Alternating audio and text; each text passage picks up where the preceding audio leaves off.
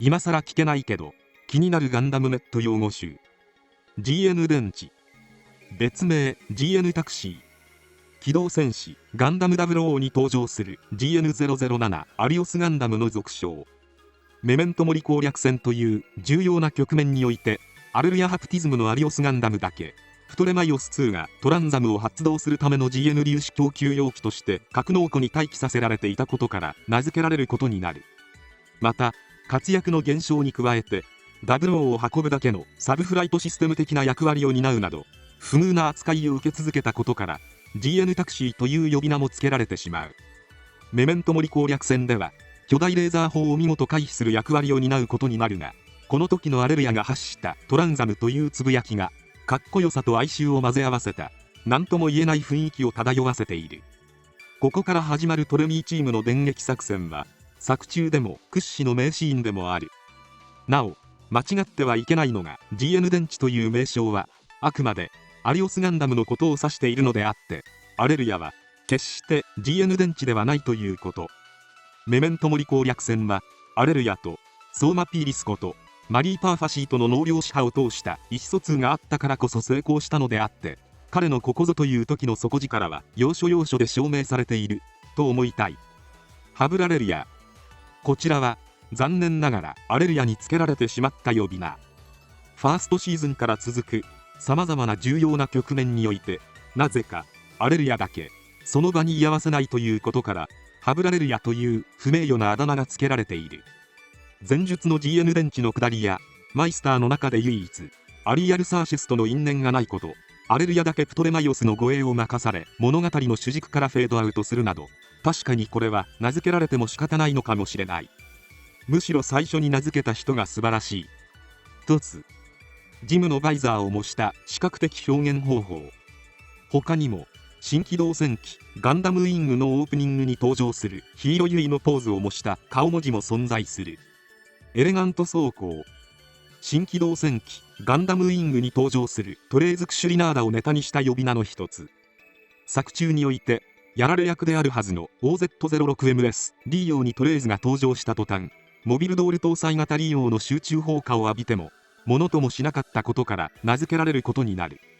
あまりの硬さとこの時のトレーズのエレガントなセリフと立ち回りからエレガニウム装甲とも呼ばれている。他にもメインキャラクターがリーオーに乗ると敵の攻撃に対してやたら耐えまくるという描写が描かれている。怪文書。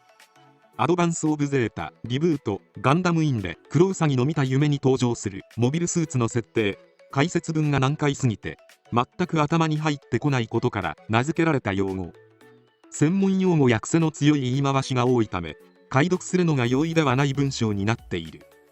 ちなみにガンレイチャンネルでも解説を行ってみたが、僕の国語力ではうまく解説することができませんでした。過渡期立ち。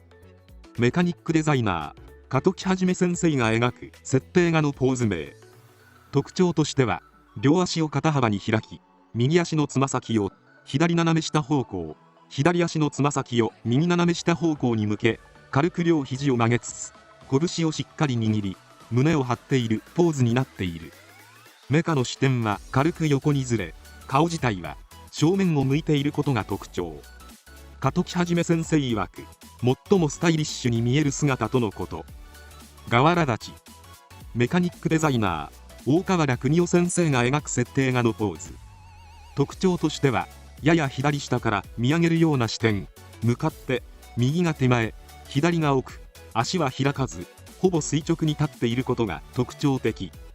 長年愛されているメカニックデザインの一つ。ガンダム警察。自粛警察、マナー警察など該当コンテンツにおける誤植、誇張、矛盾などを取り締まるネットスラングのガンダム版。ガンダムシリーズの長い歴史の中で後付け設定に加えて公式設定とガンプラの解説書、書籍などで差異が生まれることが多々起きるため、ガンダム警察のような存在が現れることは必然と言えるのかもしれない。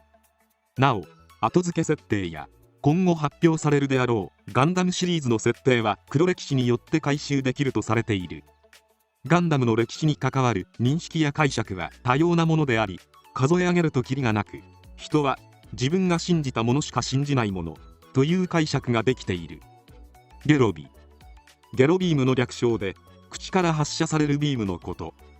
様々な媒体、作品で使用されるが、ガンダム界では2001年に発売された機動戦士ガンダム連邦 VS ジオンに登場するビグザムが大型メガ粒子砲を発射する際、口から特大のビームを吐くように見えたことから名付けられている。以降、口から発射されるビームに限らず、特大のビーム攻撃は基本的にゲロビと呼ばれることがほとんどである。3バカ。機動戦士ガンダムシードに登場するオルガ・サブナック、クロトブウェル、シャニアンドラスの3人組に対する呼び名。3人組と愛すべきバカを組み合わせた造語で、様々な媒体、キャラクターで使用されている。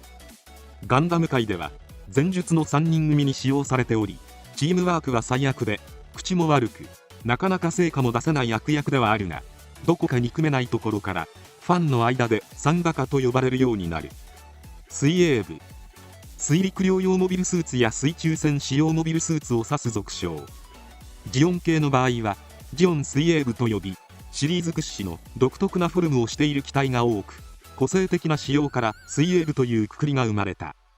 それに対して地球連邦軍の場合は連邦水泳部と呼び、アクアジムやアトラスガンダム、F90 マリンタイプなど、こちらはまともなフォルムをしている機体が多いものの、ジオン水泳部と比べると性能面で劣る傾向が多く見られる。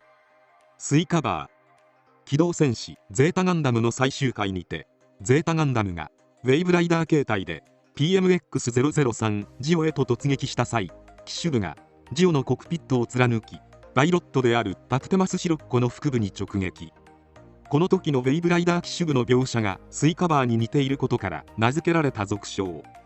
ゲームなどの技名ではウェイブライダー突撃と言われていることからスイカバー突撃とも呼ばれている。種。機動戦士ガンダムシードの略称。シードの部分を直訳して種と呼ばれることになる。種子。機動戦士ガンダムシードデスティニーの略称。シード、種、デスティニー、デス子という意味があり、シードデスティニーを蔑む捉え方もできるため、使用する際には注意が必要となる。電子レンジ。ガンダムシードに登場する戦略兵器サイクロプスの俗称。ガンダムシリーズでも1、2を争うトラウマ兵器であり、マイクロ波を使用したいわゆる巨大な電子レンジという原理であることからこの名が付けられることになる。神コーン。機動戦士ガンダムユニコーン最終話に登場するフルサイコフレーム結晶体と化したユニコーンガンダムの俗称。サイコフィールドの展開、時戻しなどオカルトパワー全開の力を発揮したことから神の名が与えられることになる。ファンの間では単影ガンダムと神コーンどちらが最強かという論争が行われており、両者譲らぬ攻防が現在も続いている。独裁者。